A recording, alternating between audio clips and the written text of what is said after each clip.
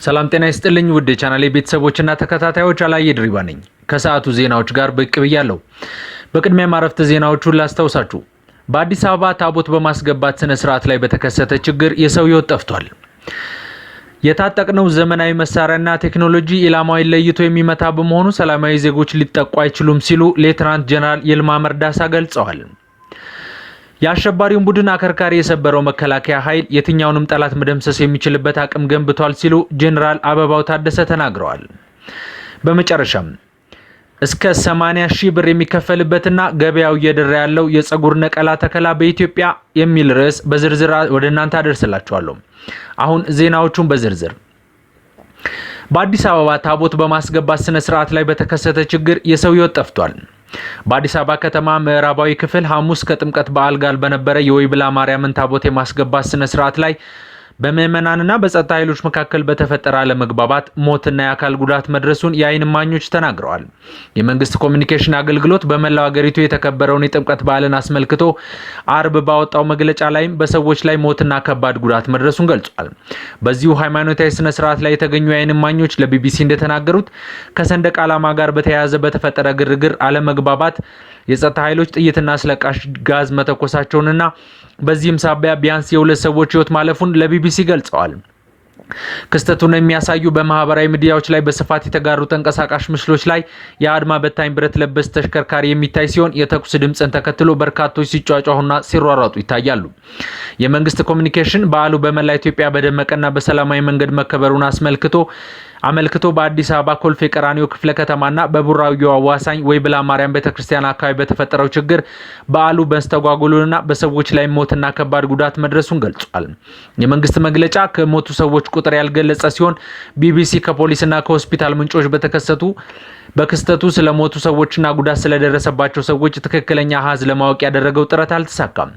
በኢትዮጵያ ኦርቶዶክስ ተዋሕዶ ቤተክርስቲያን ገዳመ ኢየሱስ ቤተክርስቲያን ሰባኪ ወንጌል የሆኑት መምህር እሱ ባለው የወይብላ ማርያምን ታቦት ካደረበት ወደ መንበሩ ሲመልሱ መንገድ ላይ በወጣቶችና በጸጥታ አካላት አታልፉም ተብሎ መከልከላቸውን ለቢቢሲ ተናግረዋል። በትናንትናው ዕለት ታቦታቱ ካደሩበት ቦታ ወደ መንበራቸው ሲመለሱ አዲስ አበባ ከተማና ኦሮሚያ ክልል አካባቢ ላይ የመንግስት የጸጥታ አካላትና ዱላ የያዙ ወጣቶች በህብረት አታልፉም ብለው ግርግር ተከሰተ ብለዋል መምህር እሱ ባለው። ምንድነው ብለን ስንጠይቅ ባንዲራ አድርጎ አታልፉም ተባልን ይላሉ መምህር እሱ ባለው። የጸጥታ አካላቱ መሳሪያና አስለቃሽ ጭስ በመተኮሳቸው የሰው ሕይወት መጥፋትን ጨምሮ በበርካቶች ላይ ከቀላል እስከ ከባድ የአካል ጉዳት መድረሱን ይናገራሉ።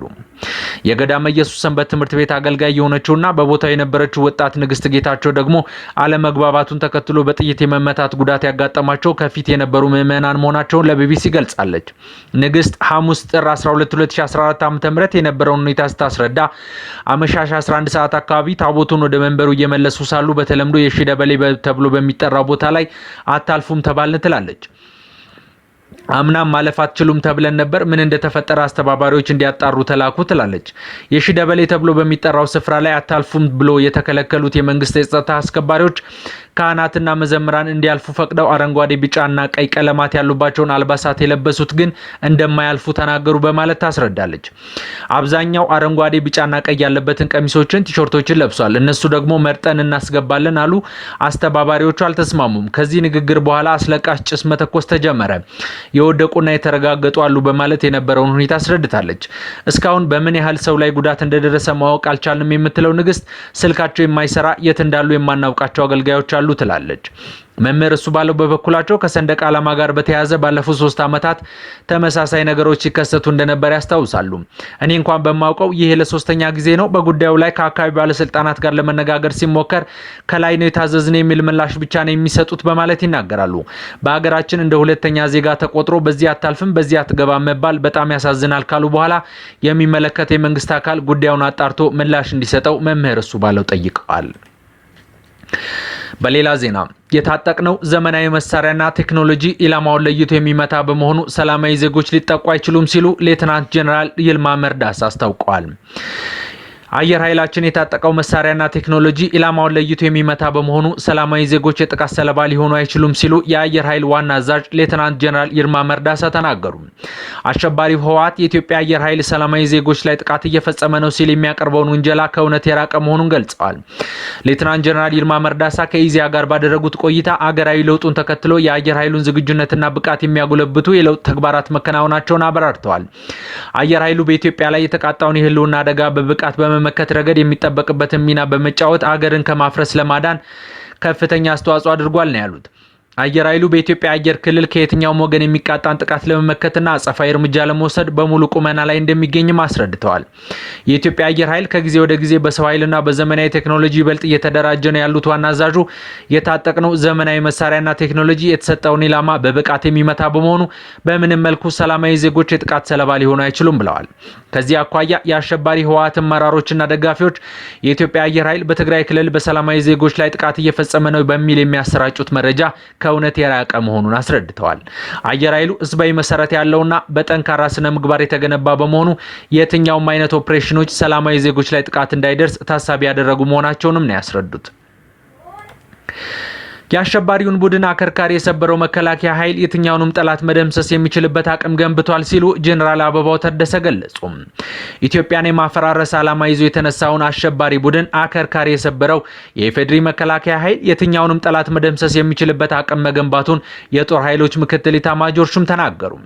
የጦር ኃይሎች ምክትል ኢታማጆር ሹም ጄኔራል አበባው ታደሰ በድል የተጠናቀቀውን ዘመቻ ለህብረ ብሔራዊ አንድነት አስመልክተው ከፋና ብሮድካስቲንግ ኮርፖሬት ጋር ቆይታ አድርገዋል። የኢትዮጵያ ውስጣዊና ውጫዊ ጠላቶች በጋራ በመሆን በዲሞክራሲያዊ መንገድ የተመረጠን መንግስት በማፍረስ የኢትዮጵያን ህልውና አደጋ ላይ ለመጣል ጫፍ ደርሰው እንደነበር ገልጸዋል። እነዚህ ኃይሎች የሽብር ቡድኑን የሚያግዝ ቅጥረኛ ወታደሮችን በማዘጋጀት የሽግግር መንግስት በማቋቋምና የስልጣን ክፍፍል በማድረግ የሸኔ ቡድን የሚፈልገውን ፖለቲካዊ ፍላጎት እንዲያሳካ እድል በመስጠት ሀገሪቱን ለመከፋፈልና ህልውናዋን ለማዳከም የተቻላቸውን ሁሉ ለማድረግ ተነስተው እንደነበር አስታውሰዋል። ይሁን እንጂ በጠቅላይ ሚኒስትር በተመራው ዘመቻ ለህብረ ብሔራዊ አንድነት የኢትዮጵያ ጠላቶች ያሰቡትን እንዳያሳኩ በመድረግ ጦርነቱን በድል ማጠናቀቅ መቻሉንና ሀገርን ከብተና መታደግ መቻሉን ምክትል ኢታማጆር ሹሙ ተናግሯል።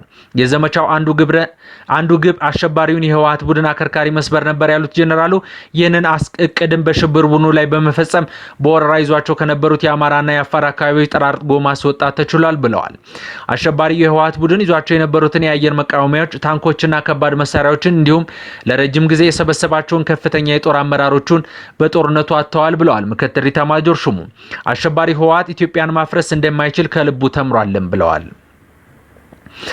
በመጨረሻም በኢትዮጵያ እስከ 80 ሺህ ብር የሚከፈልበትና ገበያው እየደራ ያለው የፀጉር ነቀላ ተከላ በኢትዮጵያ ሚል ድረስ ሃይማኖት ሰይፉ ገና የ25 ዓመት ወጣት ቢሆንም ፀጉሩ እየሸሸ ራሰ በራ መሆኑ ምቾት እንደነሳው ብሎም በራስ መተማመኑ ሸርሽሮት እንደነበር ይናገራል። ባለፉት 2 ዓመታት በኢትዮጵያ በተለይም በመዲናዋ አዲስ አበባ ለራሰ በራነት እንደ መፍትሄ መዘውተር የጀመረው የፀጉር ንቅለ ተከላ እፎይታ ይሰጠኝ ይሆናል በሚል ወደ አንድ ክሊኒክ ጎላ ብሏል። እናቴ ከቀዶ ሕክምና በኋላ ፀጉሬና መብቀል ሲጀምር ስትወለድ ራሱ ግንባር ድረስ ፀጉር አልነበረህም እያለች ቀልዳብኛለች። በርካታ ትችቶች አሉ ሲል ሃይማኖት ፀጉሩ ከተመለሰ በኋላ የተሰጡትን አስተያየቶች በቀልድ አዋስቶ ያስታውሳል። ንቅለ ተከላውን ማድረግ ካሰበ በኋላ ህመም ይኖረዋል የሚል ፍርሃት እንደነበረው ይናገራል። ነገር ግን አገልግሎቱን የሰጠውን ተቋም ካማከረ በኋላ ፍርሃቱ ተወግዶ ባለፈው ግንቦት ወር ነበር ወረፋ ጠብቆ ቀዶ ሕክምናውን ያደረገው። የራሴን ፀጉር ነው የነቅለ ያስቀመጡት። ከንቅለ ተከላው በፊት በርካታ የጤና ባለሙያዎች የጤና ምርመራዎች ተደርገውልኛል። ከንቅለ ተከላው በኋላ ክትትሎችን ስላደረኩ ምንም የጎንዮሽ ጉዳት አላጋጠመኝም ሲል ይናገራል። በአዲስ አበባ ከተማ በፕላስቲክ ቀዶ ጥገና ሙያ ከ15 ዓመታት በላይ ያገለገሉት ዶክተር ቴዎድሮስ መሰለ ማርሻ የተሰኘ አገልግሎትን የሚሰጥ ክሊኒክ አላቸው። ላለፉት 2 ዓመታት የፀጉር ንቅለ ተከላውን የሰጡት ዶክተሩ እርሳቸው የዚሁ አገልግሎት ተጠቃሚ መሆናቸውን ይናገራሉ።